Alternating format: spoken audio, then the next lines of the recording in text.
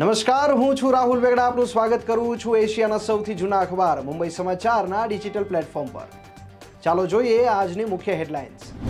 ભારત આંતરરાષ્ટ્રીય સ્તરે પાકિસ્તાનને ઉઘાડું પાડશે. 7 પ્રતિનિધિ મંડળો મહિનાના અંતમાં સંયુક્ત રાષ્ટ્ર સુરક્ષા પરિષદના સભ્યો સહિત મુખ્ય દેશોનો પ્રવાસ કરશે. કેદારનાથમાં ટેકનિકલ ખામીના કારણે હેલિકોપ્ટર એમ્બ્યુલન્સનું ઇમરજન્સી લેન્ડિંગ. એમ્સના 2 ડોક્ટર અને 1 પાયલોટનો બચાવ. સોનાની કિંમતમાં ધરખમ ઘટાડો. 10 ગ્રામ સોનાનો ભાવ 1 લાખની પાર પહોંચી ગયો હતો. જોકે હવે 8,000 રૂપિયાનો ઘટાડો થયો. અત્યારે 10 ગ્રામ સોનાનો ભાવ 92,000 રૂપિયાએ આવી ગયો છે. વિદેશ પ્રધાન એસ જયશંકરે નોર્વેના વિદેશ મંત્રી સ્પેન બાર્થ ઈડને બંધારણ દિવસ પર અભિનંદન પાઠવ્યા. ડોક્ટર જયશંકરે કહ્યું કે ભારત બંને દેશો વચ્ચેના બહુપક્ષીય સંબંધોને વધુ વિસ્તૃત કરવા માટે પ્રતિબદ્ધ છે.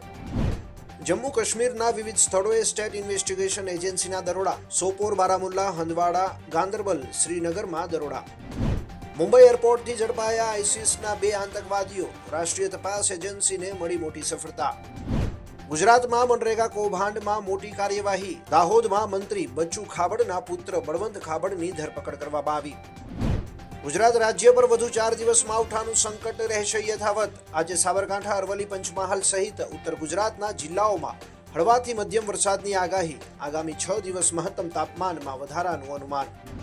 તો આ હતી આજની મુખ્ય હેડલાઇન્સ. વધુ સમાચાર અને મહત્વની અપડેટ્સ માટે જોતા રહો મુંબઈ સમાચારનું ડિજિટલ પ્લેટફોર્મ.